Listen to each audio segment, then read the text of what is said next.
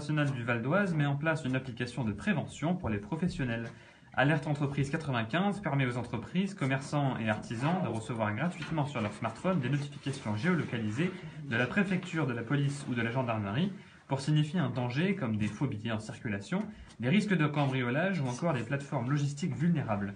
Il s'agit aussi d'un outil de prévention et de vigilance permettant le partage d'informations sur la sécurité et la cybersécurité à l'échelle du département. Et pour refermer ce flash, pour cette nouvelle année, 8924 élèves ont renoué avec le chemin de l'école dans les 25 groupes scolaires de Cergy, des effectifs en hausse. Ils sont en effet 335 de plus que l'an dernier à être scolarisés sur le sol cergissois, 60 en maternelle et 275 en élémentaire. Cette rentrée 2018 restera comme celle du grand changement, avec le retour de la semaine de 4 jours, après 3 années sous le régime de la semaine de 4 jours et demi et de ces mercredis matins travaillés. Désormais, la journée débute à 8h30 pour s'achever à 16h30.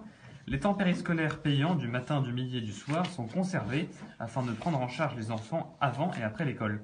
Et n'oublions pas, bien sûr, la dernière nouveauté, les classes de CP à 12 élèves dans les zones d'éducation prioritaire.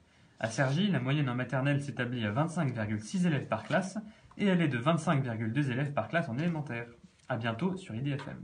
Merci Jérémy Glass. Dans un instant, c'est le bar de l'économie qui commence avec Florence Sueur, comme tous les jours de la semaine, jusqu'à 10h30. Et nous allons encore parler musique avec The Artist Academy ou encore la Fondation Royaumont. Très bonne émission à Florence Sueur. Le bar de l'économie, c'est juste après ça.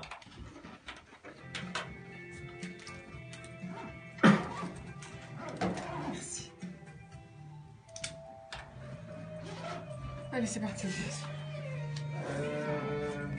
Le premier titre, c'est Agnès Obel, Avantime. Je vous redirai.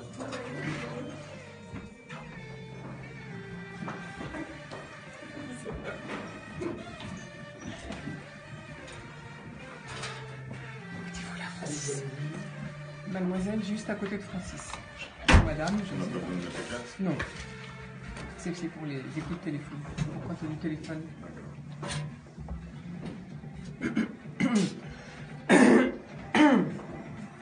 Je ne me suis pas éclairci la voix. Bonjour à toutes et à tous, nous voici en compagnie du bar de l'économie avec toute notre équipe pour 90 minutes d'infos dans la bonne humeur avec nos invités que voici tout de suite. Jacques Carbonneau, bonjour. Bonjour. Vous êtes délégué général de la Chambre syndicale de la facture instrumentale, ou bien plutôt le CSFI. Mais vous êtes aussi rédacteur en chef de laguitare.com et membre fondateur de 2 autres associations professionnelles, de luthiers en guitare, APLG en France et EGB en Europe, car vous voulez promouvoir le travail des artisans luthiers et autres corps de pincée, sans oublier les entreprises satellites connexes.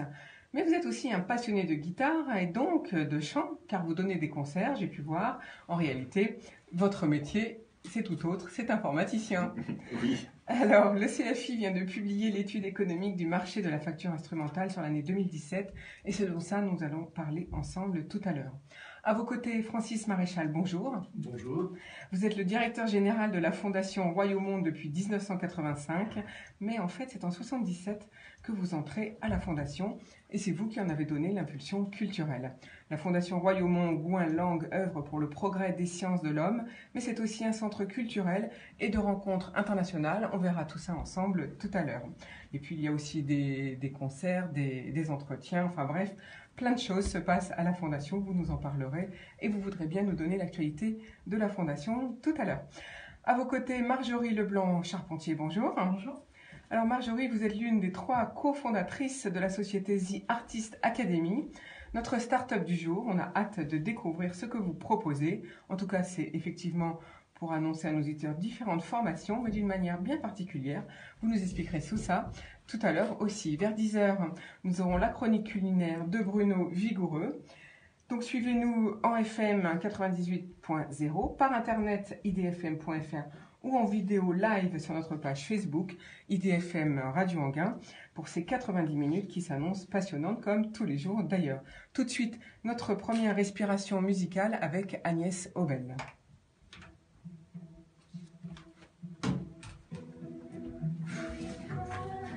Qu'est-ce qui fait chaud? Oui, voilà, c'était juste pour venir me dire bonjour. Je sais pas ce que vous voulez. Il y a Céline Dion, Florent Pagny, Hélène Ségara. Alors Céline Dion, bah oui, les trois ont de la voix. Ok. Ok. Comme Et vous puis Cathy Melua et Damise. oui. Ok. Crawling un peu. Très bien. Bah, vous m'écrivez l'ordre. Moi, du moment que j'annonce les artistes et les titres, mon stylo, il est dans mon sac. Merci. Donc faites-moi comme hier, vous me mettez, puisque c'est plus moi qui le fais, 2, 3, 4. Et puis 2, 3, 4, 5, 6, il m'en faut au moins. Au cas où, ouais. On verra ce qu'on a le temps de passer, parce qu'il faut qu'on... Donc, Quentin, vous avez compris, quand donc Francis Maréchal, hein, c'est l'invité du milieu. Le monsieur qui vient de sortir, c'est à lui les disques. Hein. Donc quand lui il va parler, on va surtout passer des extraits de ces deux disques-là. Ok. Donc là c'est pareil, c'est vous aussi qui allez me dire ce qu'on met. Alors, je sais qu'il y en a un, c'est du Chopin, mais l'autre, je sais pas. Ouais, mais faut que ça soit des titres. Non mais là, c'est pas grave. Pas Opus 48, machin. Genre, voilà, c'est. Bah, vous me l'écrirez, puis c'est tout. Non, vous me mettrez... Et là, comment s'appelle le titre? Aventine. Aventine, ok. Est-ce que quelqu'un a un stylo à me prêter, non? Bon, c'est pas grave.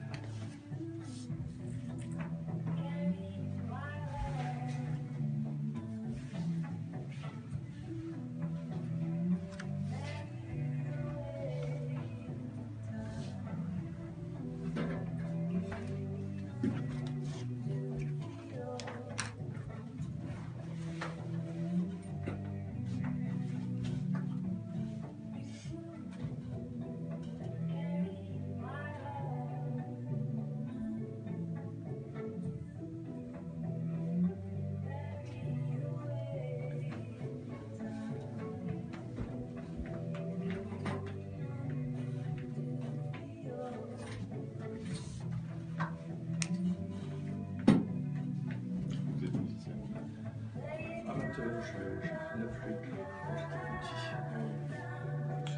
Non, mais plus que ça, parce que monsieur, enfin Francis Maréchal, a également fait. Vous avez été au conservatoire de musique pour la flûte? Oui, un conservatoire. Oui, ça fait 100 ans, oui. Mais vous avez fait ça après le bac? Non, mais ou c'était pendant. J'ai pas fait le conservatoire de Paris en fait. Ah oui. C'est là que je me suis rendu compte de mes limites. Et du coup, je me suis rabattu sur une école locale qui est l'ESSEC pour avoir un diplôme. Et c'est là qu'effectivement a commencé ma vie professionnelle. Ah, donc en fait, vous avez appris la flûte de tout petit jusqu'au bac? Vous avez continué? Ah oui, j'ai 18 ans. On reprend? Ah oui, D'accord. Alors peut-être que si on a le temps, je vais voir avec le minutage. Je vous ferai peut-être parler de vos formations, comment vous en êtes arrivé là, pourquoi. Hein, parce que ça peut intéresser les auditeurs. On va voir. Sur IDFM, nous sommes toujours au bar de l'économie. Vous venez d'entendre Agnès Obel avec son titre Aventime. Alors aujourd'hui, au bar de l'économie, nous sommes en compagnie de Jacques Carbonneau, délégué général de la Chambre syndicale de la facture instrumentale, Francis Maréchal, directeur général de la Fondation Royaumont, et Marjorie Leblanc, charpentier, l'une des 3 cofondatrices de la société The Artist Academy. Donc vous voyez, aujourd'hui, nous allons beaucoup parler musique et économie de la musique. Mais avant, comme d'habitude, les infos du jour. Voici les infos que nous avons choisi de vous transmettre. Alors, Parcoursup a fermé ses portes hier midi. Résultat annoncé, 47 000 candidats n'auraient pas trouvé de voie de formation d'après le ministère de l'Éducation, qui dit également que seulement, pour lui, 7 800 seraient en vraie recherche. Alors on s'interroge, y aurait-il 39 200 faux candidats? Là, gros point d'interrogation.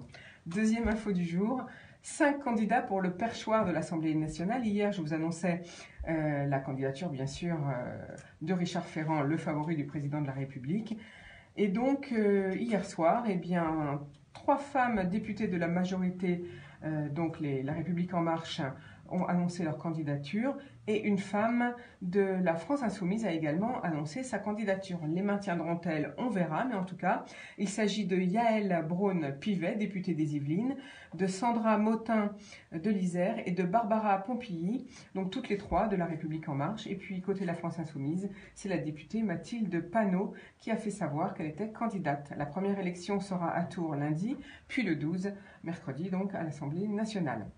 Deuxième info du jour, eh bien, le gouvernement veut en finir avec le numerus clausus et refondre le concours de fin de première année pour les études de médecine. Comme l'a révélé Jean-Paul Ortiz, président de la Confédération des syndicats médicaux français sur France Info, je cite, « Ce concours et le numerus clausus sont archaïques. On prend le problème à l'envers, on confond la forme et la façon dont on forme les médecins. C'est toute la formation qu'il faut revoir car, dit-il, c'est ridicule de donner l'illusion à 80 000 étudiants qu'ils vont pouvoir faire médecine en sachant que c'est un concours commun avec des études de dentaire, de sage-femme, de pharmacie, etc. » Alors le concours actuel qui sélectionne un candidat sur 7 fait la part belle au bachotage, donc au redoublant. En 2017, sur près de 60 000 candidats, seulement 8 200 ont été reçus en médecine l'an dernier, soit à peine 15% des participants. Donc les études de médecine ont déjà fait l'objet d'aménagements cette année avec la suppression des examens classants en fin de 6e année. Donc une refonte totale des études est en cours. Le concours sera remplacé par chaque université par des partiels très classiques. Ensuite, 2 options sont à l'étude en ce moment. La première, soit le gouvernement ouvre complètement les vannes, ce qu'on appelle le numerus apertus, alors libre à chaque université de former autant de médecins qu'elle souhaite. La seconde option est de garder une forme de sélection à l'issue de la licence, donc de la 3e année, avec peut-être un concours.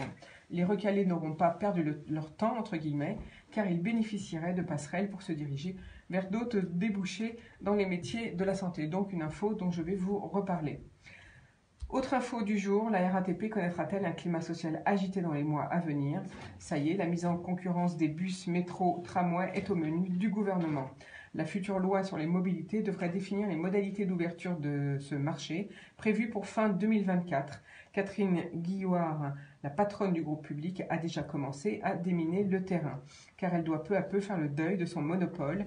Il sera mis en concurrence pour l'exploitation de toute nouvelle ligne de métro, de tramway ou de bus, et surtout, elle sera dans les années à venir sur les réseaux existants. Certes, les échéances sont lointaines. Pour les tramways, c'est fin 2029. Pour les métros RER, fin 2039. Mais la mise en concurrence sur l'exploitation de son réseau concerne 350 lignes et 16 000 salariés et elle doit être engagée fin 2024. Il reste donc à déterminer les conditions d'ouverture à la concurrence des bus en Île-de-France, avec notamment la mise en place d'un cadre social adapté. D'ailleurs, interrogé par les Échos, le ministère confirme avec le conditionnel d'usage. Le gouvernement est à l'écoute, sous réserve des concertations nécessaires. Les dispositions pourraient effectivement être introduites dans la loi d'orientation sur les mobilités. Alors vous allez me dire, qu'est-ce que la loi d'orientation sur les mobilités? Eh bien, il s'agit de définir les règles qui s'appliqueront à l'ensemble des opérateurs en matière d'organisation et de temps de travail notamment, mais il faut également caler, lorsque la RATP perdra l'exploitation d'une ou plusieurs lignes de bus, dans quelles conditions les personnels seront transférés aux futurs opérateurs, avec des questions toutes simples comme maintien de la rémunération, transfert obligatoire ou non, quid des avantages liés au statut, bref, un sujet également dont je vais vous reparler dans quelques temps.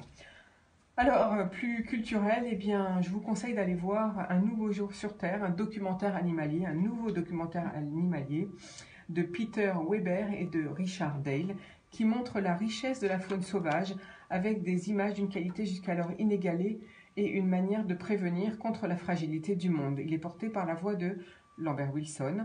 De nombreux caméramans ont utilisé les techniques de filmage les plus pointues pour fournir des séquences animalières encore jamais vues.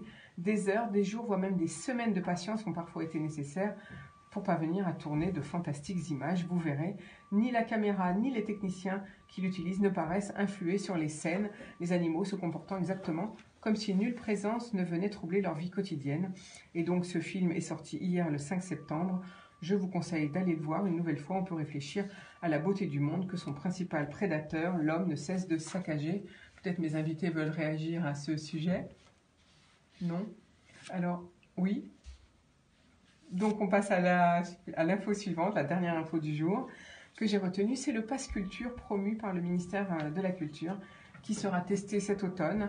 Les achats culturels réalisés avec ce pass seront plafonnés pour des offres Netflix ou Spotify. Objectif, favoriser des pratiques les moins consuméristes comme des sorties au théâtre ou des leçons de danse. C'est une promesse du candidat Macron. Le pass culturel est un passeport de 500 € qui permettra aux jeunes de 18 ans, soit un public de 800 000 personnes, de s'offrir des activités et des biens culturels. Pour que les 500 € ne partent pas uniquement dans des offres en ligne, comme Netflix ou Lady ou Spotify, Canal Play, la presse en ligne, etc., un plafond de 200 € a été fixé, a indiqué donc le ministère de la Culture. Bon, la deuxième contrainte, c'est pour les biens culturels, comme les CD, les livres, les DVD, qui seront plafonnés à 100 €. En revanche, l'enveloppe est illimitée pour les sorties culturelles, comme le théâtre, les concerts, les musées, ainsi que pour les pratiques artistiques, cours de danse. Et là, je pense que nos invités vont vouloir réagir. Jacques Arbonneau, qu'en pensez-vous ? Écoutez, le pass culture, on ne peut que applaudir des deux mains, surtout qu'en Europe, ça existe déjà, dans différents pays. L'effort de la France est bien. La somme de 500 €, bon, on peut revenir là-dessus. Par contre, ce qui était surprenant, c'est que les instruments de musique, initialement, n'y étaient pas. Donc on considère que les instruments de musique ne font pas partie de la culture, sauf si on la consomme, c'est-à-dire comme à travers les concerts, etc. Mais en tant que pratique instrumentale, ils n'étaient pas présents. Donc on a fait la demande. Et effectivement, ah oui, on vous a oublié, il faut vous y mettre. Donc on sera effectivement, les instruments de musique seront dans ce pass culture, mais un peu comme les livres et les CD, c'est-à-dire avec un plafond de 100 €, ce qui est très peu.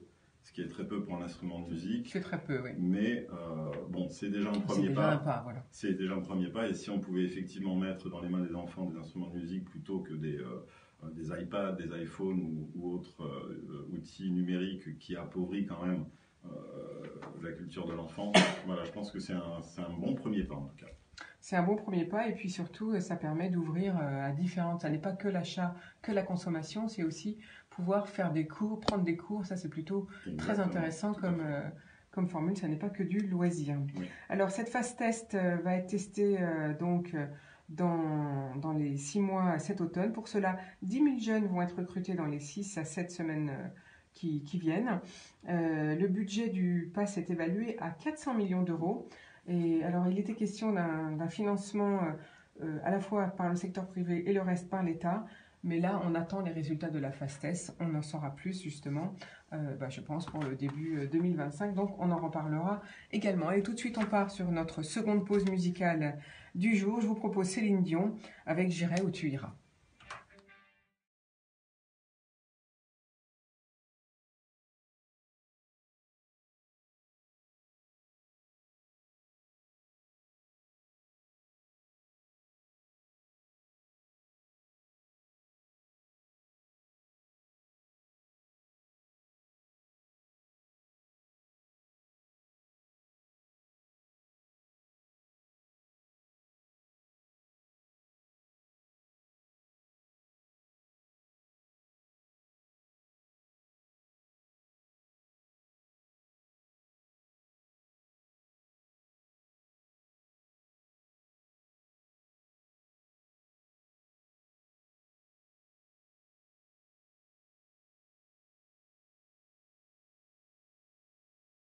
Quel contexte culturel, familial, ça va être intéressant.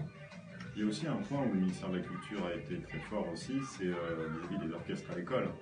La CSFI est à l'initiative des orchestres à l'école en 1999 et qui est devenue indépendante après. Donc c'est une association qui est devenue indépendante. Et c'est la CSFI, donc ce sont les fabricants qui ont monté ce projet. Et c'est un projet. Un peu d'air, non ? Oui, je veux dire. Et c'est un projet que le ministère de la Culture, et surtout que la ministre de la Culture, a financé cette année pour la première fois. Donc ça, c'est bien. Positif. Donc il y a quand même une prise de conscience, même du gouvernement, à mettre en avant la culture. Mais il faut... Et surtout, le problème, c'est que la musique, pour eux, c'est que la musique enregistrée. Comme si la musique venait comme ça, alors qu'il y a des fabricants, des savoir-faire qui sont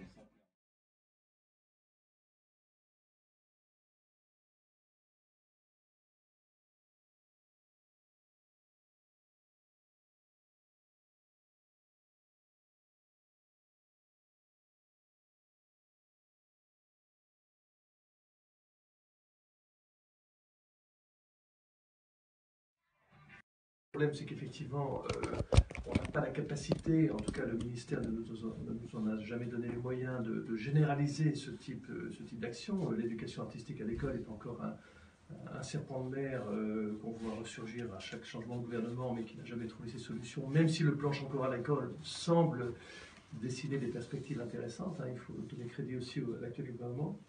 Ce pass culture, évidemment, l'intérêt, c'est la systématisation.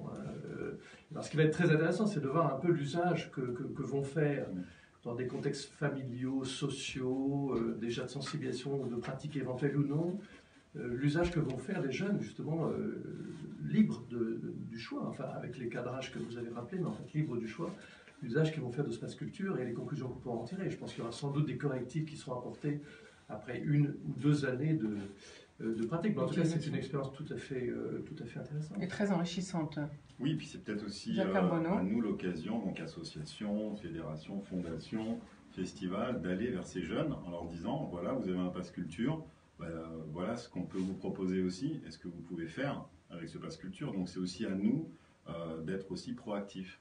Voilà, de vous faire référencer pour que tout le monde, tous ceux qui proposent des choses côté culturel, se fassent référencer pour être inscrits dans ce fameux pass culture. C'est ça que vous voulez nous dire. Oui.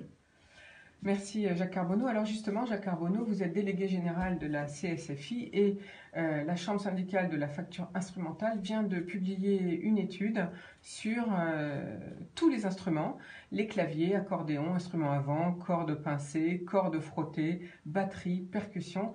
Et ça, sur un échantillon de 10 000 personnes, ce qui est énorme. Alors, l'étude montre que 1,6 million d'instruments de musique neufs ou d'occasion sont achetés chaque année en France, dont près de la moitié en cordes pincées, par des acheteurs de tous âges et de tous niveaux. La vente d'instruments neufs représente 375 millions à 417 millions d'euros de chiffre d'affaires pour la France. L'offre française d'instruments de musique est historiquement positionnée sur le haut de gamme, avec une forte notoriété internationale grâce à quelques entreprises leaders en instruments à vent.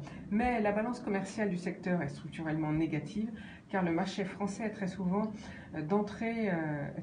concurrencé par les instruments d'entrée ou de milieu de gamme qui, eux, proviennent bien sûr d'Asie. Les Français n'explorent pas assez le marché de l'entretien et de la location, de la réparation des instruments d'études et ne valorisent pas tellement leur savoir-faire. Et j'aimerais qu'on parle de tout ça aujourd'hui avec vous, Jacques Carpentier. Donc, je vous propose de nous dire d'abord, pour qui achète-t-on des instruments de musique? Alors déjà, je voudrais juste faire un petit rectificatif parce que il ne s'agit pas de tous les instruments de musique. Là, effectivement, on voit tous les instruments de musique dits traditionnels, mais on a omis de fait les instruments, on va dire, DJing, numérique, tout ce qui est quand même maintenant, qui prend une place dans le parc instrumental. C'est volontaire? Enfin, non, c'est pas volontaire, c'est qu'en France, on n'a pas vraiment de fabricants adhérents à la chambre syndicale et donc on n'avait pas suffisamment d'informations pour pouvoir présenter, parce qu'on a dû faire quand même des grilles de prix quand même assez compliquées. Donc on a pu le faire pour tous les instruments parce qu'on a toute cette connaissance. Par contre, sur cet aspect-là, voilà, la nouvelle génération qui utilise le numérique, vous ne l'avez pas en fait à la chambre syndicale. On l'a très peu, on l'a un peu dans les claviers électroniques, etc. Mais tout ce qui est vraiment DJing et tous ces nouveaux outils qu'utilise la jeunesse pour créer de la musique et qui, à mon sens, n'est pas vraiment un instrument de musique. Donc ça, c'est un autre débat. Voilà, donc ça prend une place et donc voilà, il faut bien dire que ça ne représente pas tout quand même. Alors, est-ce que vous allez aller vers ces fabricants-là pour les faire adhérer et pouvoir faire des analyses plus fines finalement? Oui, tout à fait. Mais alors, surtout qu'il y a beaucoup d'entreprises en plus en France. Ah bon, il y a beaucoup d'entreprises françaises. Alors, pourquoi dites-vous, vous avez dit, là, vous venez de dire que ça n'est pas pour vous? Parce que la CSFI est une vieille chambre syndicale, elle date quand même de 1890, et donc surtout, on va dire, gérée par des gros fabricants comme Selmer, Buffet Crampon, donc des instruments à vent, des entreprises centenaires, et puis des artisans luthiers, violon, guitare. Voilà, donc elle n'a pas encore ouvert ses portes, mais là, ça fait 2 ans qu'on justement, on essaye d'ouvrir nos portes en disant on n'est pas que sur les instruments dits traditionnels. Alors on parlera peut-être de ces 2 entreprises-là après, justement, parce que ce sont des bons exemples de gestion d'entreprise et des commandes de leur futur. Ça, je veux bien qu'on en parle un petit peu tout à l'heure, mais tout de suite, là, vous venez de dire que pour vous, la nouvelle manière de faire de la musique, donc tout ce qui est numérique, n'est pas, vous ne considérez pas ça comme un instrument? Alors, parce que tout dépend de la démarche. C'est-à-dire que pour moi, un instrument de musique, il y a quand même, la pratique instrumentale, c'est un combat. Ce qu'il faut savoir, c'est que les instruments traditionnels, ils ne sont pas aussi parfaits que le numérique. Donc il y a vraiment un apprentissage avec l'instrument. Parfois il peut être faux, donc même si on l'accorde, donc il y a vraiment un apprentissage, et voilà, c'est vraiment une relation. Et lorsque vous sortez une musique à travers la pratique d'un instrument, je pense qu'il n'y a rien de plus sublime. Alors après, effectivement, le fait de taper sur un clavier et de faire pratiquement tous les instruments, ou de faire un violon en touchant juste une touche, et sans apporter une quelconque vélocité ou une sensibilisation dans le geste, voilà, donc on perd ce geste. Donc c'est ça qui me fait un peu peur. Alors maintenant, il y a des outils qui justement simulent un peu le geste, mais moi, j'ai rien contre. Au contraire, utilisez ces outils, mais n'oubliez pas l'instrument traditionnel. Alors, est-ce que vous allez faire venir également tous ceux qui fabriquent différents outils logiciels pour faire de la voix, de la fausse voix finalement? Est-ce qu'eux aussi rentrent dans votre champ d'action, ou peuvent rentrer dans votre champ d'action? Oui. Tous ceux qui participent à la création d'un outil qui permet aux musiciens d'exprimer son art, oui. Alors, pour qui achète-t-on des instruments en fait? Pour qui achète-t-on? Beaucoup quand même, là on l'a bien vu dans cette étude, je crois, achètent pour leurs enfants. Donc c'est surtout effectivement, comme vous l'avez dit, des modèles d'entrée de gamme, donc des modèles d'études, je préfère ce terme. Et il faut savoir quand même que la France est le 5e consommateur d'instruments de musique. Et comme vous l'avez bien dit, c'est les importations, parce que c'est de l'entrée de gamme. Et l'offre française est particulièrement sur le haut de gamme et qui s'exporte à 80-95%. Donc c'est ça qui est un peu contradictoire en France. Mais ça, c'est parce que nous n'avons pas de culture vraiment instrumentale en France. Mis à part, effectivement, les instruments dits classiques, le quatuor, là, on voit tout à fait que l'entretien, le respect de l'instrument est plus présent, alors que ce n'est pas le cas dans les autres. Est-ce que ça vient du fait de la manière dont l'enseignement de la musique est fait à l'école? Tout à fait, c'est une catastrophe. Moi je pense que je fais partie d'une génération où on a tous été un peu dégoûtés de la musique au départ à travers le solfège. Et justement, c'est Didier Lockwood, paix à son âme, qui nous a quittés il y a peu de temps, qui avait écrit un rapport au ministère c'était au Premier ministre de l'époque, Emmanuel Valls, où il voulait mettre la pratique instrumentale avant la pratique du solfège. Et c'est ce qu'il faut faire. Il y a pas mal d'initiatives comme ça. Il y a Hugo Frey aussi qui a eu la très bonne idée de vouloir mettre le ukulélé à l'école. Le ukulélé, c'est un instrument qui ne cesse d'être pratiqué. Et depuis, ça fait 10 ans qu'elle est en croissance constante. Donc c'est un instrument qui devient de plus en plus pratiqué. Et c'est un instrument qui est facile à jouer, qui aborde l'harmonie, qui aborde la rythmique, on peut chanter avec. Voilà. Donc il y a plein d'autres instruments qu'on peut mettre, notamment l'ukulélé à l'école. Il y a, je crois même Jacques Lang qui avait dit qu'on pouvait mettre la guitare aussi à l'école. Donc pourquoi pas. Donc voilà, je pense qu'il faudrait remettre l'instrument à l'école, mais pas simplement comme on nous a mis des flûtes. Oui, à notre époque, c'était des flûtes et puis c'est tout. Effectivement, il faut connaître votre gamme, do, ré, mi, fa, sol, etc., pour après jouer l'instrument. C'est surtout pas ce qu'il faut faire. Il faut faire l'inverse, éveiller effectivement l'intérêt de l'enfant. Et ça, on l'a vu à travers les orchestres à l'école. Dès que vous mettez un enfant en rapport avec un instrument, c'est magique ce qui se passe. Donc je pense qu'il faut aller plutôt dans ce sens, et puis surtout demander aux professionnels, et pas que les pédagogues, aussi les fabricants d'instruments de musique, c'est eux qui font les instruments pour les musiciens. Donc les intégrer aussi là-dedans pour apprendre aux enfants d'aimer l'instrument. En fait, on devrait plutôt, c'est ce que vous venez de nous dire, avoir une palette d'instruments, et puis que les enfants découvrent les instruments et pas imposer un seul instrument. C'est ça que vous voulez dire? Tout à fait, oui. C'est ce qui fait avec les orchestres à l'école. Alors, est-ce que vous pouvez nous donner un peu la répartition de l'achat? Qu'achète-t-on finalement quand on Alors principalement, c'est quand même des guitares, on le voit. Après, c'est les claviers, accordéons. Donc là, on est obligé effectivement de mélanger un peu des instruments. Donc c'est pour ça qu'elle n'est pas non plus parfaite, cette étude, mais c'est la première quand même qui existe en France depuis toujours. Alors quand vous dites clavier et accordéon, ça veut dire quels instruments? Est-ce qu'on sait? C'est le piano? Piano. Tout ce qui est accordéon. Alors ensuite, qu'est-ce qu'on achète d'autre? Alors après, il y a les violons, il y a les percussions, les instruments avant. Voilà, mais c'est quand même effectivement... Alors on va peut-être expliquer quelle est la différence entre les cordes pincées et les cordes frottées. On va peut-être expliquer aux auditeurs. Alors les cordes pincées, c'est tout ce qui est guitare, basse, ukulélé. là où on pince la corde pour faire vibrer l'instrument. Le clavecin est considéré comme un instrument à cordes pincées. La harpe aussi. Donc voilà, il n'y a pas que la guitare. Et les cordes frottées, c'est tout ce qui est violon, quatuor, violon, contrebasse, violoncelle.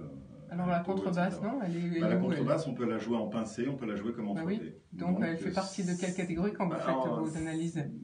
Elle fait partie de par son design, de par sa construction, elle fait effectivement, on l'arrange un peu dans les cordes frottées, mais on peut l'avoir aussi. Nous, on a un contrebassiste dans l'association, enfin un facteur de contrebasse, parce que voilà, ça peut être aussi utilisé comme une corde pincée.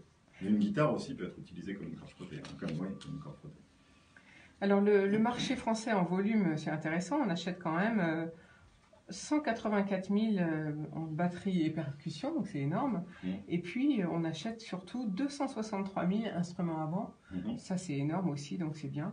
Mais les claviers, comme vous disiez, et accordéons, c'est 365 000 ventes sur 2017, et les cordes pincées, c'est 697 000.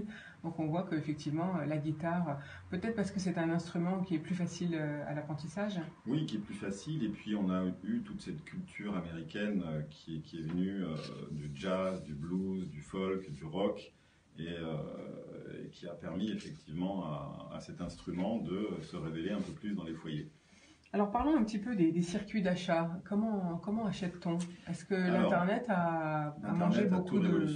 Internet a tout révolutionné, surtout les acteurs, on va dire, étrangers, et notamment allemands. Je ne citerai pas le plus gros, mais oui, effectivement, c'est un gros enjeu, parce que là, c'est une profession qui est en train de mourir, les revendeurs de proximité. Et c'est vrai que là, je crois qu'on doit être à 30% d'achats sur Internet. On estime qu'en 2020, on atteindra 50% et que ça stagnera. Donc c'est au rôle du revendeur, et c'est ce qu'on fait aussi à la CSFI. Donc on a créé un projet qui s'appelle Oser la musique, où le magasin de musique va offrir 1 heure de cours à la population. Et ça, juste le samedi qui suit la fête de la musique. Donc on l'a fait pour la première fois cette année.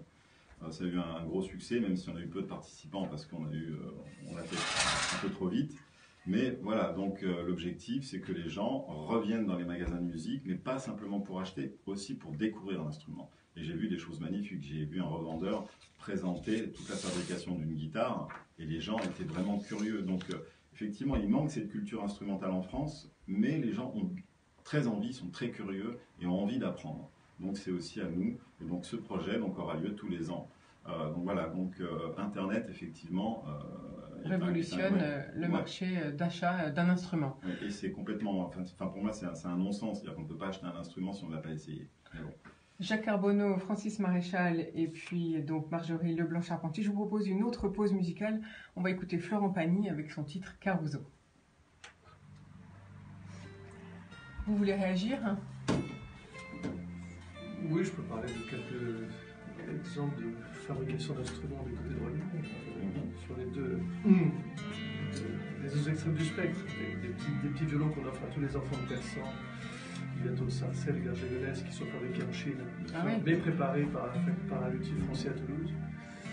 Et puis un clavecin, une copie de clavecin, parce que quand vous parlez d'instruments traditionnels, en fait, pour moi, ils ne sont pas traditionnels, parce que la technologie de l'instrument classique n'arrête pas d'évoluer. Nous, on va faire un festival de piano où on montre des pianos antiques de 1840 et comment on arrive au piano joué, au piano de Brett, de John Cage, les 70. Donc c'est aussi des technologies, c'est pas figé. Hein, non, c'est pas figé. Et la France est très forte pour la reconstitution d'instruments anciens.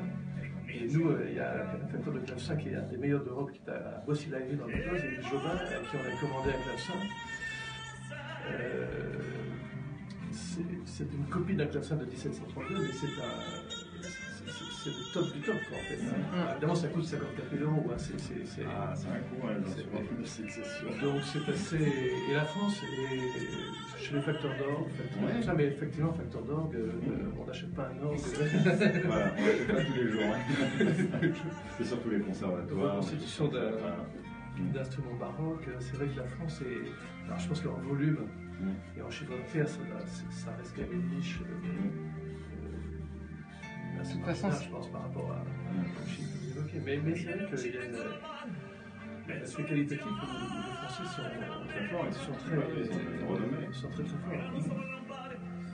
Et ils nous exportent, hein. Oui, ils exportent, mais voilà, ils sont que sur le haut de gamme, ils n'arrivent pas du tout à se positionner sur l'entrée de gamme. Et là, j'ai essayé de le faire justement parce que je suis aussi consultant pour les entreprises. Et on a le plus gros distributeur en France qui est Algam, qui distribue toutes les grosses marques en France, mais même en Europe. Et il a racheté Playel, par exemple, et il a une unité de production de guitares en Chine. Sauf que ces guitares, moi j'ai considéré que c'était pas du tout de la bonne qualité. Et je lui dis, il faut mettre un artisan luthier au cœur de votre industrie, et là vous comprendrez. C'est ce qu'il a fait. Donc je pense que l'artisanat, c'est l'avenir de l'industrie.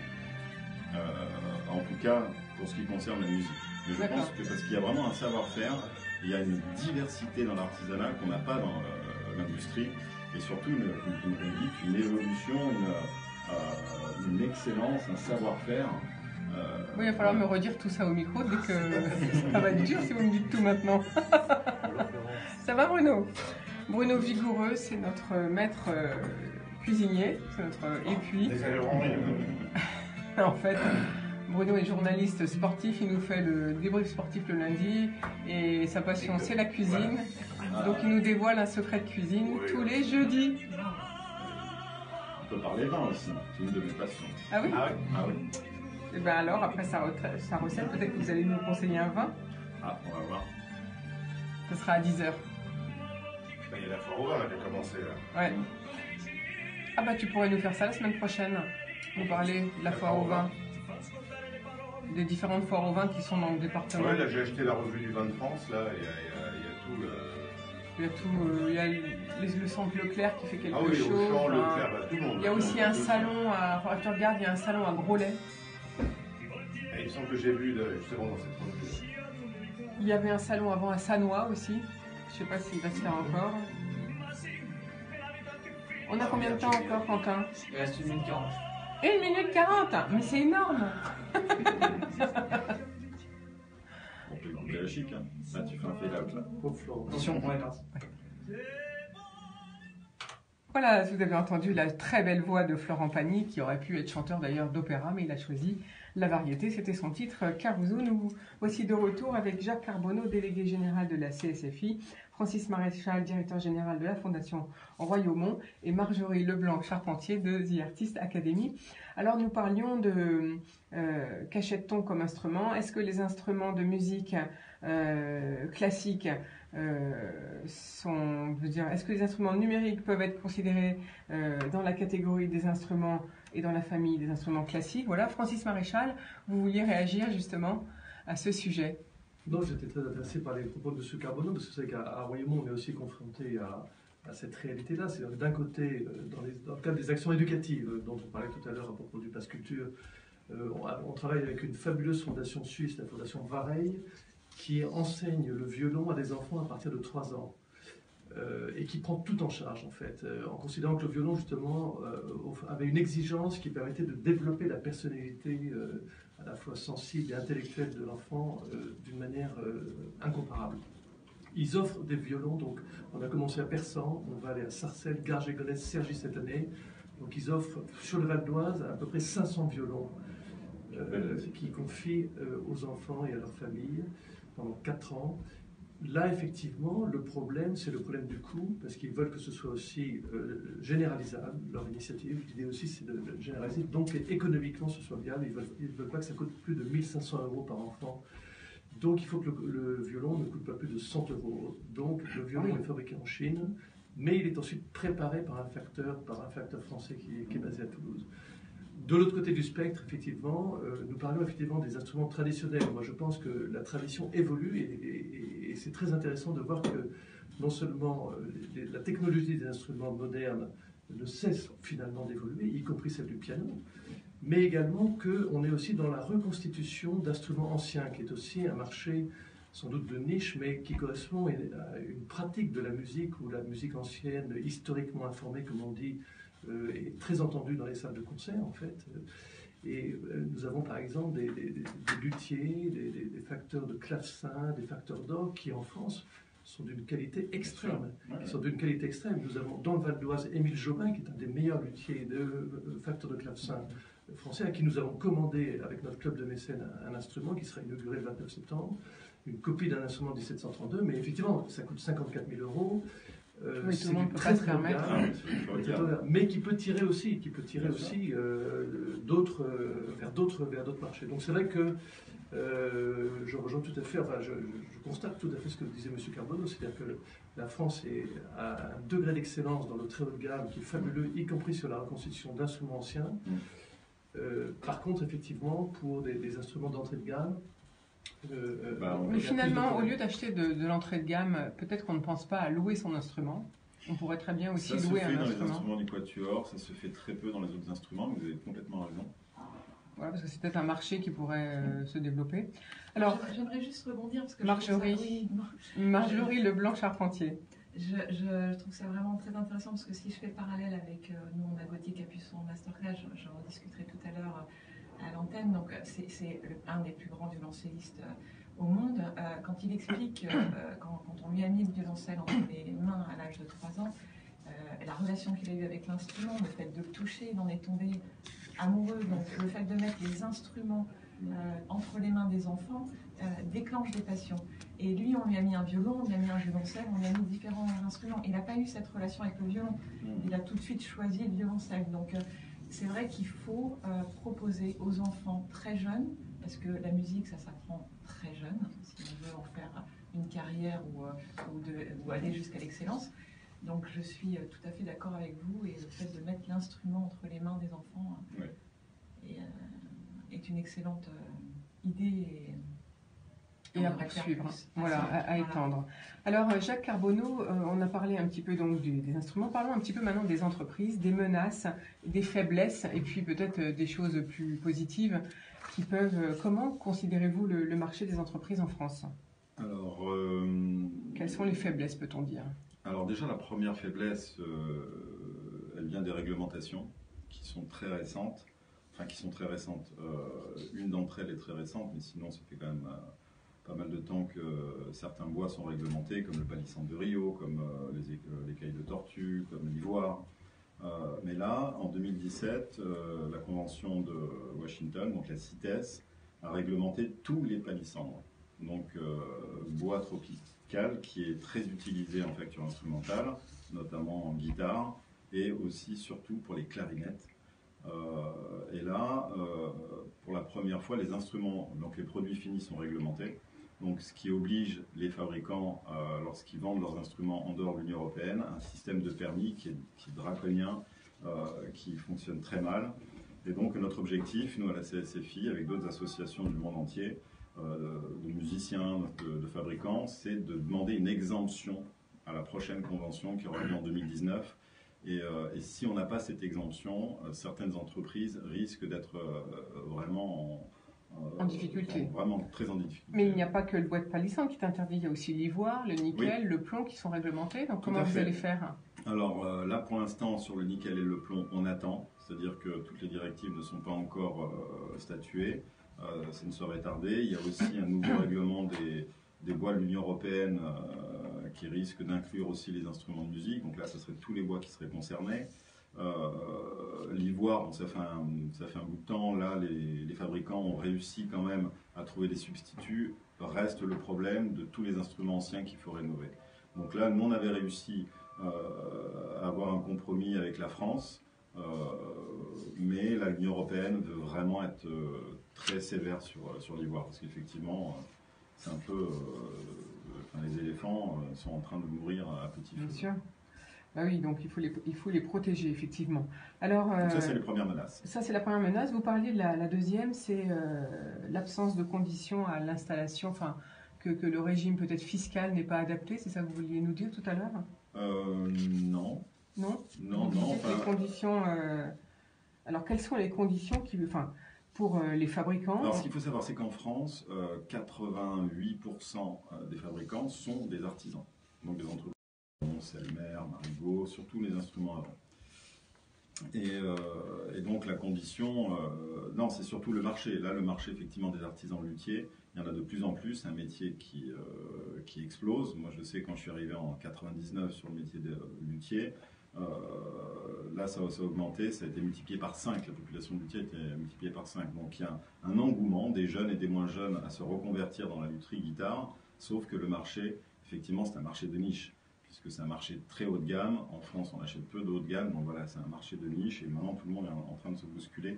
Mais n'empêche que c'est un métier de passion, et qui passionne encore les jeunes générations. Donc, mais vous disiez tout à l'heure, hors antenne d'ailleurs, qu'il faudrait que les artisans, puisque ce sont des artisans, vous l'avez dit, il faudrait qu'ils créent des produits, disons, en d'entrée de gamme ou de moyenne gamme pour permettre au marché français. Alors oui, mais ça, c'est concrètement, c'est pas possible. En France. Voilà, c'est pas possible. C'est-à-dire qu'avec le coût de la main-d'œuvre que nous avons en France et dans certains pays occidentaux, on ne peut pas concurrencer les entreprises asiatiques ou des pays de l'Est, etc. Donc pour l'instant, on est obligé effectivement de produire ces instruments d'études et d'entrée de gamme dans d'autres pays, mais rien n'empêche effectivement à ce que l'artisan puisse aussi, comme c'est fait lorsque les instruments sont rapatriés en France, c'est qu'ils soient contrôlés, que la qualité soit contrôlée, voire même montée par des vrais fabricants. Mais bon, on voit que Buffet, vous avez parlé de Buffet Crampon et de Selmer, c'est deux entreprises donc très connues, mais elles sont toutes les deux rachetées par un fonds de pension. Alors vous pensez que ça va modifier leur manière de fonctionner ? Alors, écoutez, depuis le temps que je les connais, Buffet Crampon, non, c'est une entreprise qui rayonne vraiment à l'international. J'espère que pour Selmer, ça va être pareil. Donc, effectivement, on peut regretter que ces entreprises soient rachetées, mais elles sont rachetées déjà quand même, ça reste en France. C'est les investisseurs français, donc voilà. Alors, dernière question, c'est à propos des magasins. On parlait tout à l'heure d'Internet. Oui. Il y a beaucoup de gens qui vont partir à la retraite. Comment va se passer la transmission ? Est-ce que c'est la fin du magasin de l'instrument de musique ? Tout dépendra du revendeur. Il faut que le revendeur, c'est ce qu'on essaye aussi, on essaye de les aider à travers cette action Oser la musique. Il faut que le revendeur redéfinisse son métier. Il faut qu'il devienne pas simplement un vendeur d'instruments de musique, mais aussi un accompagnateur. Il faut qu'il puisse apprendre à celui qui vient acheter un instrument, comment l'entretenir, comment le régler, un peu son histoire, s'il ne sait pas quel prof aller voir, etc. Il faut qu'il l'accompagne. Voilà. En fait, il faut qu'il propose des services, il faut qu'il fasse venir le client dans le magasin. Il y en a qui le font, et c'est eux qui continuent de bien fonctionner. Ce sont les magasins de musique qui incorporent une école de musique dans leur magasin, etc. Ou un atelier de lutherie. Merci beaucoup Jacques Carbonneau pour toutes ces précisions. Alors on va tout de suite passer la parole à Bruno Vigoureux pour notre chronique culinaire du jour, puisque Bruno vient d'arriver en studio. Bonjour Bruno. Bonjour Florence, bonjour à toutes et à tous. Vous le savez, c'est la rentrée, on a 1000 choses à faire, on n'a pas toujours le temps de cuisiner. Alors ça tombe bien car aujourd'hui on va faire une recette aussi simple que gourmande, aussi économique qu'efficace et qui a de grandes chances de plaire à tout le monde. On va faire un filet mignon de porc à la moutarde. C'est aussi bien pour la famille que pour des invités. Et je le répète, il n'y a aucune complication. J'ai fait cette recette cet été à des amis. Ils se sont régalés. Là, on va partir pour une recette pour 4 personnes. Il faut compter 15 minutes de préparation et 30 minutes de cuisson. Vous le voyez, le plaisir n'est pas très loin à aller chercher. Il vous faut donc une tomate, 10 brins de ciboulette, une crépine, un filet mignon d'environ 800 grammes, de toute façon il dépasse rarement ce poids-là, 5 cuillères à soupe de moutarde, on peut mettre de la moutarde à l'ancienne, au contraire c'est même mieux, une cuillère à soupe de thym effeuillé, 2 cuillères à soupe d'huile d'olive, 12 centilitres de vin blanc, 2 gousses d'ail, du sel, du poivre. On peut maintenant donc commencer. Alors vous coupez la tomate en fines tranches et vous lavez et ciselez la ciboulette. Vous faites tremper la crépine dans de l'eau froide. La crépine, vous la demandez à votre boucher, il vous donne ça, il n'y a pas de souci. Vous la trempez donc dans l'eau froide pendant quelques minutes et vous égouttez. Vous préchauffez votre four à 210, c'est-à-dire thermostat 7.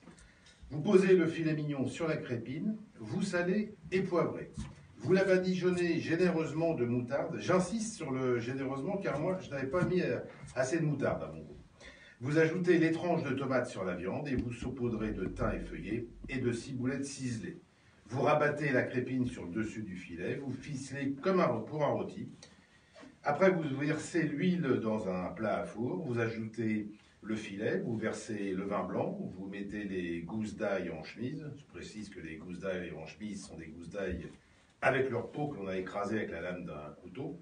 Puis vous faites cuire 30 minutes. Vous servez la viande coupée en tranches, accompagnée de la sauce du plat. Vous pouvez servir avec une purée de potimarron ou une jolie poêlée de légumes. Un Beaujolais ou un Chinon, à boire avec modération, fera parfaitement l'affaire avec ce plat.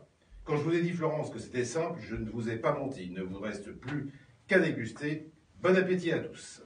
Merci Bruno, on vous retrouve la semaine prochaine. Je vais me mettre au fourneau dès la fin de notre émission. En attendant, nous sommes toujours au bar de l'économie sur IDFM. Je vous propose Cathy Melua avec Crawling Up a Hill. Après, c'est pour vous, Francis, je vous passe la parole.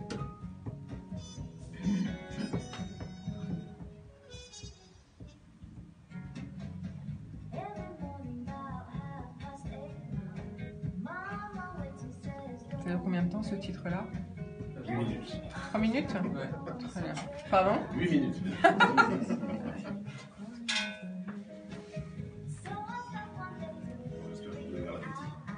Pardon? J'espère que je vous ai ouvert l'appétit. Trop d'ingrédients. Oui, ça donne faim, oui. Préparés. Oh non, mais c'est hyper simple, je vous assure. Non, la seule chose, c'est que la crépine, c'est dur à trouver maintenant. Non, Si. j'ai jamais eu de difficulté. Où tu vas pour la trouver, Ah, toi? boucher, je demande. Ah oui? Ah oui, je demande ça au boucher. Parce que... Ouais.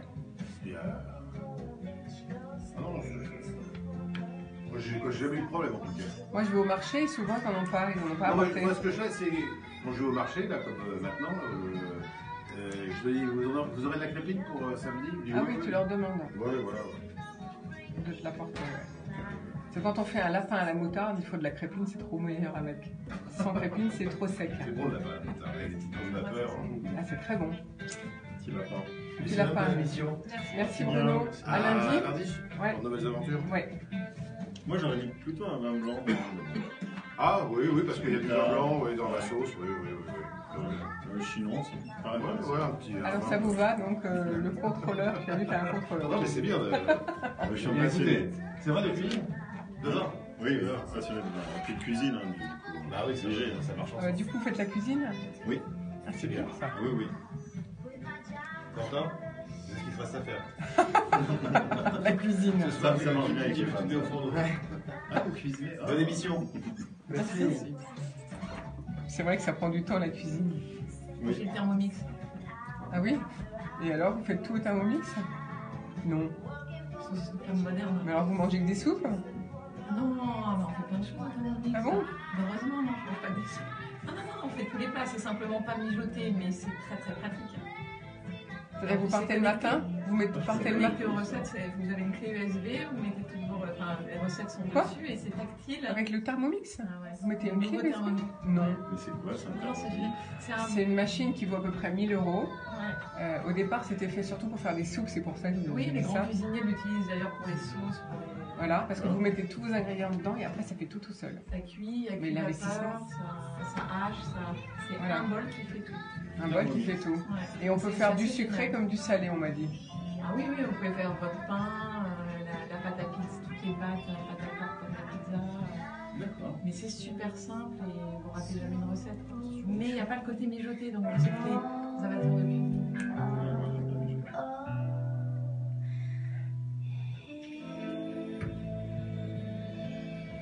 La belle voix de Cathy Melua avec son titre Crawling Up on a Hill sur IDFM au bar de l'économie.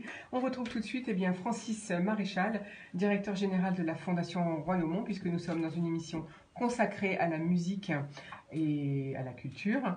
Donc Francis Maréchal, je voulais quand même signaler que la Fondation Royaumont-Gouin Langue est privée, elle est reconnue d'utilité publique et elle œuvre pour le progrès des sciences de l'homme. C'est un centre culturel de rencontre internationale implanté dans un monument historique, une abbaye royale du XIIIe siècle, un monument, je dois dire, magnifique, il faut aller la visiter.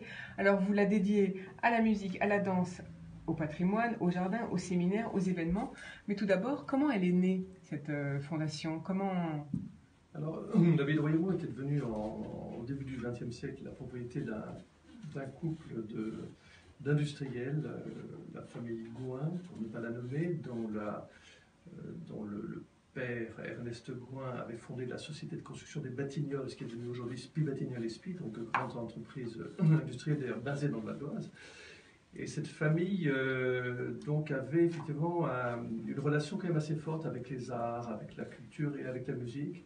Et lorsque Henri Gouin donc, a hérité de l'abbaye en 1923, il a voulu que cette résidence privée où la haute société parisienne se réunissait pour des concerts dans un salon de très haut niveau, puisque Rubinstein, Horowitz étaient des hôtes réguliers de la famille Gouin, pour ne pas citer Francis Poulenc ou Darius Milhaud.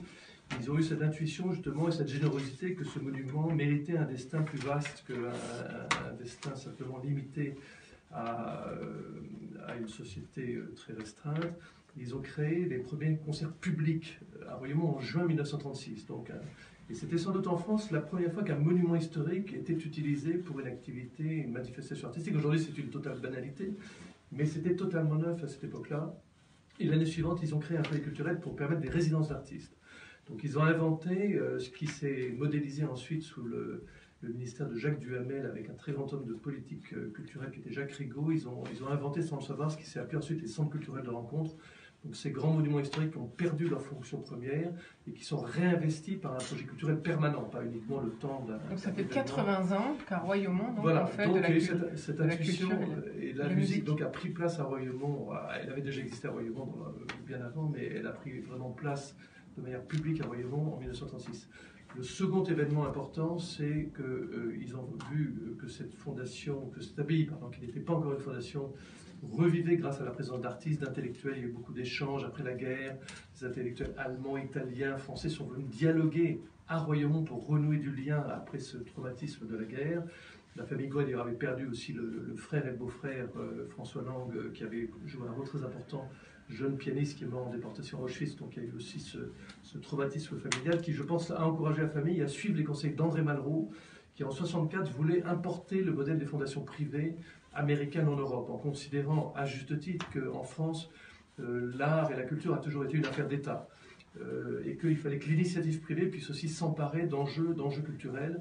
Et donc c'est avec le soutien d'André Malraux qu'ils ont constitué finalement ce qui a été la première grande fondation privée française à vocation culturelle, la Fondation Royaumont, en dotant cette fondation du monument historique, l'abbaye de Royaumont. Donc c'est en 1964 que vraiment le destin contemporain de Royaumont s'est dessiné. Alors vous vous êtes donné beaucoup de missions à Royaumont. Quelles sont-elles ? Alors, notre première mission, c'est d'abord de préserver ce patrimoine. Hein. C'est vrai que sa préservation, évidemment, passe par des campagnes de restauration, mais ce qui est intéressant à Royaumont, c'est que cette préservation va de pair avec son utilisation, en fait. Donc, c'est à la fois un lieu de mémoire et un outil au service d'un projet. Et donc, nous combinons à Royaumont systématiquement la restauration avec des aménagements fonctionnels pour permettre de développer des activités. Mais la première mission, c'est effectivement le monument historique et sa transmission aux générations futures. La seconde mission, c'est effectivement d'être au service des artistes pour les aider dans leur démarche, de recherche. Nous évoquions tout à l'heure les instruments anciens. Royaumont a été un peu un pilote en France à la fin des années 70 pour le renouveau de l'interprétation des musiques anciennes, depuis les musiques du Moyen-Âge jusqu'à la musique baroque, et aujourd'hui même jusqu'à la musique romantique en fait. Donc c'est un peu une tête chercheuse qui accompagne les artistes dans ce travail d'investigation. Nous disposons des bibliothèques musicales fantastiques. La bibliothèque François Lang avec les manuscrits de Debussy, de Berlioz, de Schubert, de Liszt, mais aussi la médiathèque musicale Malheur que nous avons affiliée à Royaumont qui se trouve à Paris et qui possède notamment un fonds malherien absolument incroyable, unique au monde. Donc c'est cette démarche d'accompagnement d'artistes et aussi de professionnalisation pour nombre d'entre eux, puisqu'ils viennent souvent à Royaumont quand ils sont encore à la fin de leurs études supérieures. Et on les met en quelque sorte, on est un peu cette zone de contact entre les études supérieures un peu plus théoriques et puis la réalité d'un marché. Il faut se vendre dans les festivals, rentrer dans les concerts, voilà. Et donc on les aide dans leur insertion professionnelle en les dotant de tous les outils pour ça. Alors est-ce que c'est ce qu'on appelle les prendre en résidence ou c'est encore autre chose ? Alors la résidence est une des formes de cet accompagnement. Nous avons beaucoup d'artistes en résidence qui, bon nombre d'entre eux vont se produire dans notre festival qui vient de commencer il y a 15 jours. Nous avons des ensembles aussi constitués en résidence, donc ce sont en quelque sorte des start-up artistiques hein, qui sont au démarrage de leur carrière. Et je prends souvent un exemple parce que maintenant c'est quelqu'un qui connaît une carrière internationale. l'ensemble Pygmalion de Raphaël Pichon. Cet ensemble c'est vraiment développé à Royaumont. Il a été en résidence pendant 4 ans. Et lorsque nous l'avons laissé voler de ses propres ailes, cet ensemble, effectivement, maintenant, fréquente les plus grandes salles de concert, la Philharmonie de Paris. Il était un des héros du Festival d'Aix-en-Provence l'été dernier. Donc la résidence est une des formes de cet accompagnement, mais nous avons aussi beaucoup d'ateliers d'interprétation. J'évoque souvent, parce que ce sont des noms assez connus, mais des personnalités comme Nathalie Dessay, Philippe Jarouski, Stéphane Degout, qui est le péléas mondialement connu que tout le monde s'arrache aujourd'hui, sont par exemple 3 chanteurs qui ont fait leur premier pas à Royaumont et qui se sont d'abord perfectionnés chez nous. Donc voilà, l'accompagnement prend de multiples formes, la résidence en est une. Alors vous avez donc une autre, là on parlait de musique classique, mais vous avez aussi une autre mission, c'est d'accueillir la danse. La danse, alors plus particulièrement la danse contemporaine est aussi très à l'aise à Royaumont. Alors là nous avons aussi été des pionniers pour la formation de chorégraphes. Il n'y avait pas dans les années 90-95 de formation de chorégraphes en France. Et avec une très grande chorégraphe d'origine américaine, Susan Burge, qui revenait d'un long séjour au Japon, j'ai créé ce centre de recherche et de composition chorégraphique qui aide justement des chorégraphes à aborder la question de l'écriture chorégraphique. Il est aujourd'hui porté par Hervé Robe et je dois dire qu'on mesure, je dirais, tout le travail accompli puisque nous avions une programmation de danse le week-end dernier et un certain nombre des spectacles étaient donnés par des jeunes chorégraphes issus de nos formations. Alors vous parliez de l'actualité, on parlait de musique et donc vous parliez de l'actualité des concerts. Alors vous donnez, je crois, depuis 15 jours jusqu'au 7 octobre, 40 concerts et spectacles. Alors, est-ce qu'on peut parler un peu des artistes et puis des auteurs qui vont être joués? Oui, alors bon, ce serait très long de parler de tout le monde, parce qu'évidemment, c'est notre festival. J'ai noté Debussy, Couperin. Voilà, ce festival se caractérise par une très grande diversité, puisque c'est aussi bien les musiques du monde. Il y aura toute une journée sur le flamenco, sur la flûte. Ça, c'est le 15 septembre, le flamenco. Voilà, pas simplement la flûte de Debussy, le 16 septembre, qui sera le 24 septembre, mais aussi la flûte en Syrie, la flûte dans les Antilles. La flûte sous toutes ses formes. La flûte sous toutes ses formes, je le dis aussi peut-être parce que je suis ancien flûtiste, donc je suis assez attaché à cette programmation. Donc on est très ouvert sur le monde. Et puis nous avons aussi des phares, et vous avez cité Couperin, on célèbre avec le Festival baroque de Pontoise l'année Couperin le 28 et le 29 septembre. C'est dans ce contexte-là d'ailleurs que nous allons inaugurer un clavecin fabriqué par un magnifique facteur de clavecin valdoisien, Émile Jobin. Debussy sera aussi à l'honneur, c'est aussi une année Debussy, avec un de nos ensembles en résidence, qui est le Sécession Orchestra de Clément Maotakax, lui aussi un ensemble qui est au démarrage de son développement et qu'on accompagne dans sa structuration. Il a fait déjà des magnifiques concerts l'année dernière, enregistrés par France Musique, puisque France Musique est un grand partenaire de Royaumont. Donc Debussy sera aussi très présent. Également Chopin. Chopin est aussi un compositeur le 30 septembre célébré, où on va mettre en avant le côté belcantiste de Chopin. C'est un compositeur finalement très lyrique. Et on va confronter un magnifique pianiste italien, Eduardo Torbianelli, avec une des nouvelles stars du chant français qui elle-même s'est formée à Royaumont, Eva Zeisig, où on confrontera effectivement le bel canto et le concerto numéro 2 de Chopin. Justement, Francis Maréchal, je vous propose d'écouter un extrait d'Eduardo Torbianelli jouant du Chopin dans la nocturne en mi majeur. Ça c'est sur instrument historique en fait. Là. Il est magnifique. Moi j'ai eu la chance de le voir en avant-première quand je suis venu au mois de juin. Donc j'ai même fait des photos. Il est magnifique le clavecin. Le clavecin. Oui, il est très beau.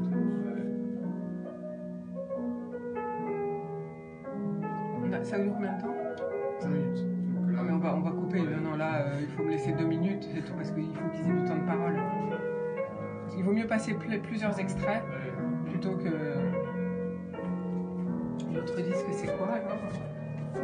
Ça c'est un point qu'on va donner aussi à cette seconde. La prochaine, c'est que vous avez pris le disque. Oui, en fait, c'est vrai que c'est plus logique. Je n'ai même pas pensé. Je peux jeter un œil? Ah oui, bien sûr, bien sûr.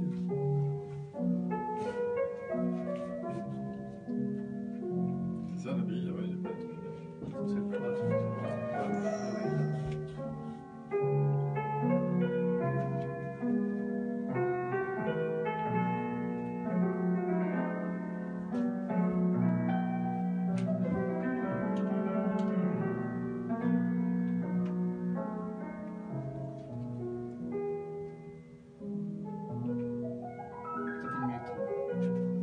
reprendre. Vous baissez tout doucement et on reprend par-dessus. Donc il est très jeune, Eduardo Trabanelli. Non, il enseigne. Il est enseigne. plus en résidence, mais plutôt D'accord. pour enseigner, lui. En fait, D'accord. il a une petite quarantaine d'années. C'était donc Chopin joué par Eduardo Trabanelli. C'était la nocturne en mi majeur. Alors, Eduardo Trabanelli est en résidence à Royaumont, c'est ça, Absolument. Francis Maréchal? Il a travaillé avec des musicologues justement sur la manière d'interpréter Chopin aujourd'hui sur des instruments historiques. Parce que là, il jouait sur un instrument historique. Voilà, parce que le clavecin dont vous avez parlé tout à l'heure, je rappelle, il est magnifique. Moi, j'ai eu la chance de le voir au mois de juin.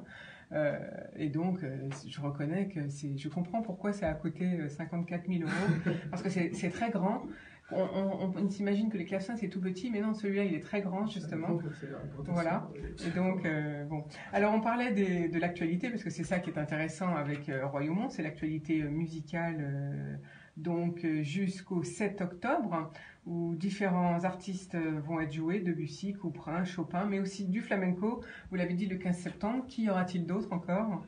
Alors nous aurons, ce qu'on peut préciser d'ailleurs, c'est que ce festival n'est pas tout à fait comme les autres, parce qu'en fait tous les programmes qui sont présentés, ce sont des programmes qui ont été mûris et préparés à Royaumont. Donc on n'engage pas un artiste juste autant d'un concert, c'est vraiment toujours finalement l'aboutissement de cet accompagnement pendant l'année, puisque il faut rappeler aussi que Royaumont est un lieu résidentiel. Nous disposons de chambres qui servent évidemment pour les artistes, qui servent aussi, on peut le dire aussi, si on parle d'économie, aussi pour des entreprises qui viennent en séminaire, pour des individuels qui peuvent venir passer le week-end à Royaumont.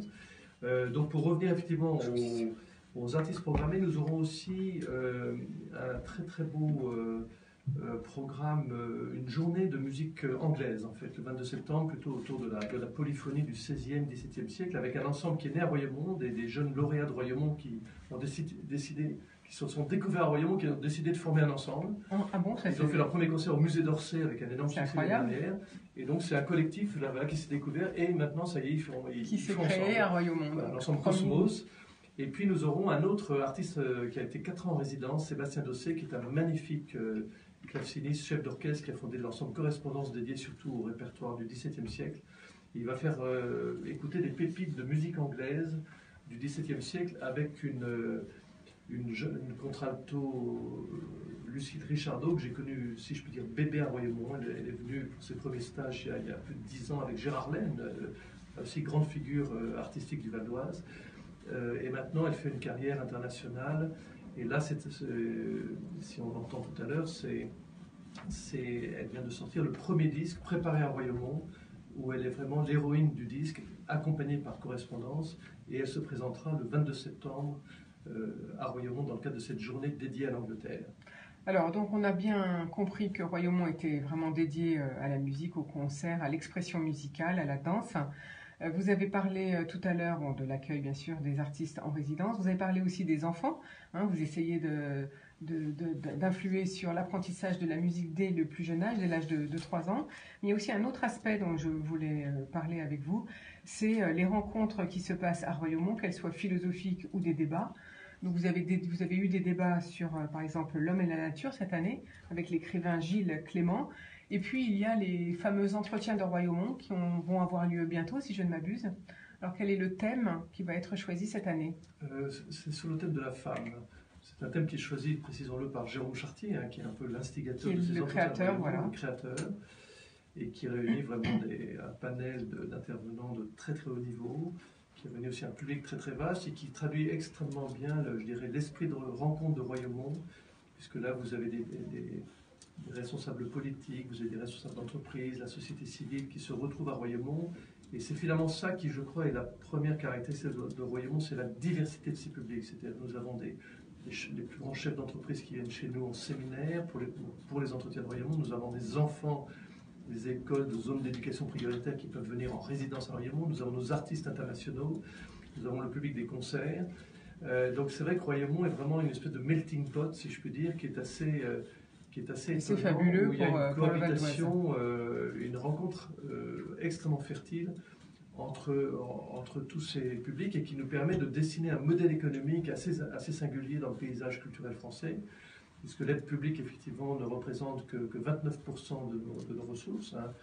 Le premier de nos partenaires, qu'il faut le dire, d'ailleurs, il faut le rappeler, je ne le ferai jamais suffisamment, c'est le département du Val d'Oise qui, il faut bien dire, à un moment un peu critique de la Fondation, a un peu sauvé la Fondation. C'était en 77, après la mort du fondateur, et dans une situation qui était économiquement assez complexe. Donc c'est vrai que l'assise publique est fondamentale à Royaumont, mais à partir de cette assise publique, le département ayant été accompagné dans son effort par le ministère de la Culture, par la région d'Île-de-France et aussi par l'Europe aujourd'hui, à partir de cette assise publique, effectivement, Royaumont a su générer une très grande diversité de ressources propres, témoignant de la diversité de ses Donc activités. en fait, 70% sont des fonds privés. C'est Finalement. 70% de ressources propres, dont à peu près 17% de mécénat d'entreprise, mécénat de particuliers. Nous avons un club de mécènes au comité Henri Gouin qui, je dirais, illustre bien le dynamisme économique du Val d'Oise. Donc le comité De Henri Gouin, grandes entreprises et des petites, finance. ça va de la multinationale à la start-up, en passant par des ETI, des PME. Le Val d'Oise est très très bien représenté. Et ces entreprises nous donnent aussi, nous mettent en permanence en contact avec des réalités que méconnaissent quelquefois les artistes. Donc il y a un échange fructueux entre le monde économique et le monde des artistes qu'il faut sortir de leur bulle. Et puis également, ces entreprises effectivement nous apportent effectivement des moyens, puisqu'en fait, les entreprises financent 50% des dépenses artistiques de Royaumont. Donc sans les entreprises, accompagnées maintenant par des particuliers, Royaumont n'aurait pas le développement que nous Voilà, avons il n'y aurait pas tous ces concerts et tout ce que vous nous proposez. Merci beaucoup Francis Maréchal. Je vous propose pour terminer qu'on écoute un extrait de l'ensemble Correspondance avec Lucille Richardot et Sébastien Dossé, le groupe donc Correspondance.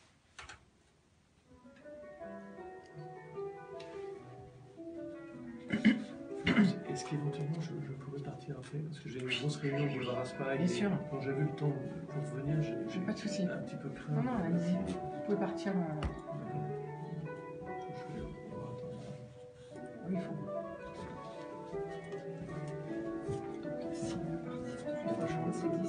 Oui, avec plaisir. Est-ce que vous pouvez nous ces experts, ces nos artistes je pense que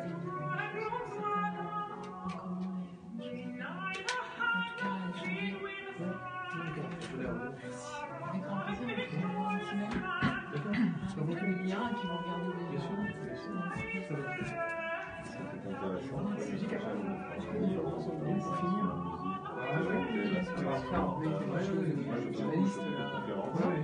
Je parle effectivement de l'histoire de justement en France.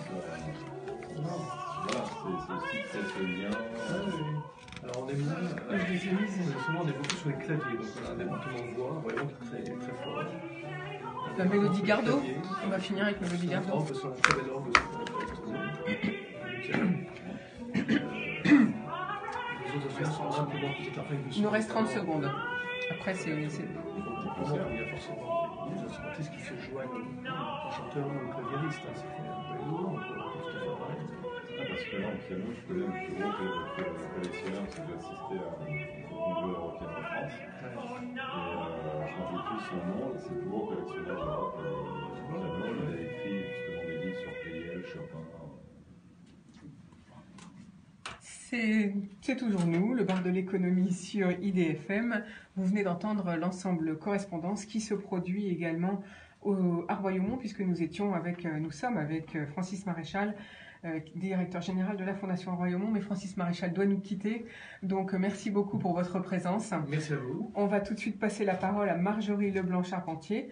Donc Marjorie, forte de 20 ans d'expérience dans le digital marketing, puisque vous avez été directrice chez Dell, vous avez décidé de monter, d'être cofondatrice d'une start-up, c'est Artist Academy. Alors que nous proposez-vous? Alors, The Artist Academy, c'est une plateforme d'éducation en ligne. Donc, on propose des masterclass en ligne, donc des cours en vidéo, qui a une particularité, c'est la première fois que ça arrive en France, c'est que ces cours en vidéo sont dirigés par les meilleurs dans chaque discipline. Donc, on touche en fait toutes les passions des Français. Et on choisit des grands artistes. Donc, alors c'est pour ça que vous vous appelez The Artist Academy, car vous ne proposez que des formations finalement en art. Alors quelles sont-elles? Alors en art, on élargit quand même. Est-ce que le sport est un art? Ah oui, bien sûr, Voilà. le sport est un Donc art. en fait, on touche vraiment toutes les passions. Aujourd'hui, on a lancé 4 masterclass. L'objectif est d'en sortir 15. En fait, l'objectif, c'est de couvrir les 15 premières passions des Français d'ici 2 ans. On a Éric Emmanuel Schmitt sur l'écriture. On a Gauthier Capuçon sur la musique classique. On a Chantal Thomas sur la création et la mode. Et on a Kevin Stott qui est un très très grand cavalier de saut d'obstacle, plusieurs fois champion olympique et champion du monde de saut d'obstacle. Donc ça, ce sont nos 4 artistes. Et puis on est en train de signer un grand acteur de cinéma. On parlait de vin tout à l'heure en antenne. On aura un grand sommelier et un très grand cuisinier l'année prochaine. Donc voilà, on est en train D'étendre signer pas mal d'artistes. Oui. vos propositions pour étendre votre offre. Alors, quel est le principe de cette masterclass? C'est-à-dire, comment ça marche si moi, particulier, je veux avoir un cours? Est-ce que je viens à votre société? Est-ce que c'est l'artiste qui se déplace dans la famille? Comment ça se passe? Alors en fait, c'est encore plus simple que ça. Vous allez sur le site internet. Déjà, on s'adresse à tout public. C'est-à-dire qu'on s'adresse vraiment aux passionnés. Donc, pour la musique, par exemple, c'est qu'ils soient musiciens ou pas musiciens, on s'adresse vraiment à tout public et tout âge. Donc, on parlait des jeunes tout à l'heure. Les jeunes peuvent évidemment accéder aux masterclass. Et d'ailleurs, ça crée des déclics chez les jeunes. Donc, c'est assez intéressant qu'ils viennent prendre ces cours en ligne. Vous allez simplement sur le site The Artist Academy, vous choisissez la masterclass de vos rêves avec l'artiste dont vous souhaitez en avoir les cours et vous payez en ligne et là vous accédez aux vidéos. Donc vous allez sur une plateforme qui est entièrement sécurisée et vous avez une quinzaine de chapitres que vous pouvez regarder à souhait pendant 6 mois, depuis votre smartphone, depuis votre ordinateur, depuis votre télé. Donc c'est limité à 6 mois et on a 15 cours, on va dire, c'est 15 ça, cours, avec voilà. l'artiste qu'on a choisi. C'est ça. Donc par exemple, vous parliez pour l'écriture en ce moment, c'est Éric Emmanuel Schmitt. Et puis donc c'est complètement numérique finalement, c'est une formation complètement numérique. Alors on a une deuxième offre. Donc effectivement, cette formation, c'est la première offre, elle est 100% numérique. Alors ce sont des cours vidéo, mais on a également un live. Ces gens qui vont s'inscrire à ces cours auront le droit à un rendez-vous en live avec l'artiste. Donc c'est un direct en vidéo avec Éric Emmanuel Schmitt ou Gauthier Capuçon pendant 1 heure. Et ils pourront poser leurs questions via un chat en ligne. Et pendant 1 heure, l'artiste pourra répondre. Est dédié complètement à une personne ou à plusieurs personnes? À tous ceux qui auront acheté cette masterclass. D'accord. Voilà, donc il ne pourra évidemment pas répondre à toutes les questions, mais comme vous le savez, 80% des questions vont être à chaque fois les mêmes, donc il répondra de toute façon à l'ensemble, de manière générale, et à l'ensemble des questions en direct. Donc ça c'est une prolongation du numérique, mais ça reste quand même en vidéo, mais là vous avez l'artiste devant vous en live. Et puis on a une deuxième offre, et là c'est du présentiel. Là on propose une rencontre avec l'artiste qui n'est pas du one-to-one, qui n'est pas juste une seule personne, mais qui est personnalisée en fonction de chacun des artistes. Et par exemple pour Gauthier Capuçon, vous avez une rencontre avec Gauthier Capuçon, mais vous avez aussi un accès à une répétition avec l'Orchestre de Paris, avec un échange derrière sur cette répétition où Gauthier Capuçon va pouvoir expliquer ce qui s'est passé en répétition, le rapport au chef d'orchestre, tous les détails de la répétition. Et le soir, vous accédez au concert où là, vous mettez en pratique ce que vous aurez vu le matin à la répétition. Alors je crois que Jacques Carbonneau a quelques questions à vous poser, Jacques. Oui, justement, comment ça se passe pour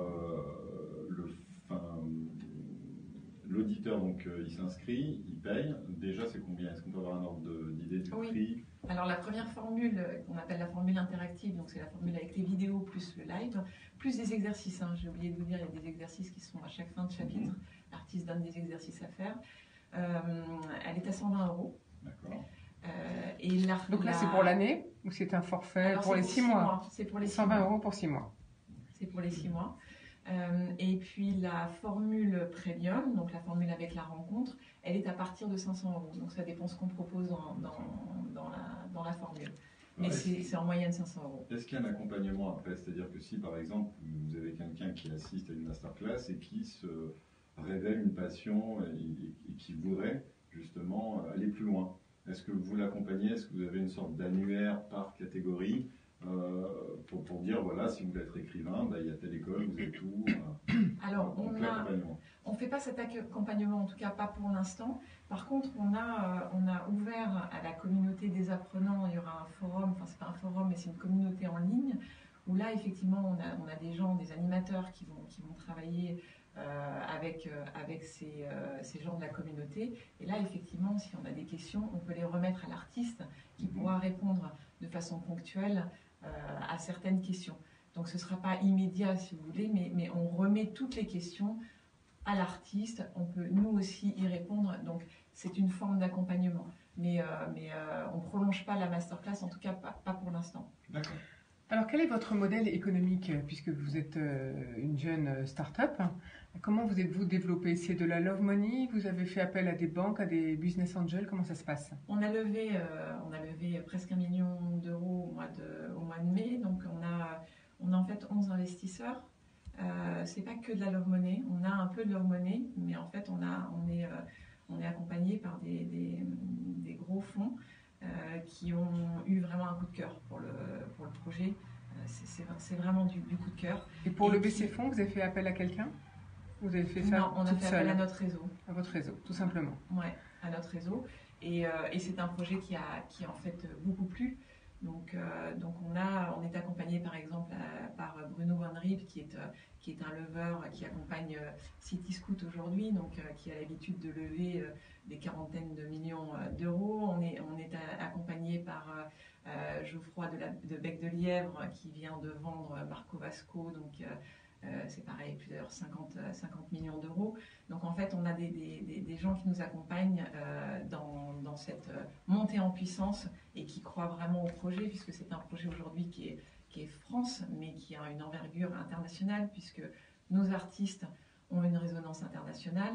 Et puis, notre objectif, c'est de démultiplier dans tous les pays au niveau mondial et de prendre les artistes de chacun des pays et puis de travailler en synergie sur les disciplines, par exemple le vin ou la cuisine. On peut avoir un grand chef au Mexique, un grand chef au Brésil et proposer ensuite des collections sur des grands chefs internationaux. Donc, merci en tout cas à Marjorie de nous en présenter donc cette nouvelle entreprise, Artist Academy, une nouvelle manière de se former au métier de l'art, enfin en tout cas à l'art, mais pas que, aussi au cinéma, au vin, au sport, le cheval par exemple. Voilà, si vous voulez donc plus d'infos, allez sur le site, sur internet, The Artist Academy, Z évidemment c'est de l'anglais, THE je le rappelle. Voilà, notre émission se termine. Merci beaucoup de nous avoir suivis. On va se quitter en musique avec Mélodie Gardot et on vous dit à demain. Merci. Bonne journée à tous et merci pour votre présence. Merci. Comment ça se passe? Est-ce que vous traduisez? Oui, alors tout est sous-titré en anglais.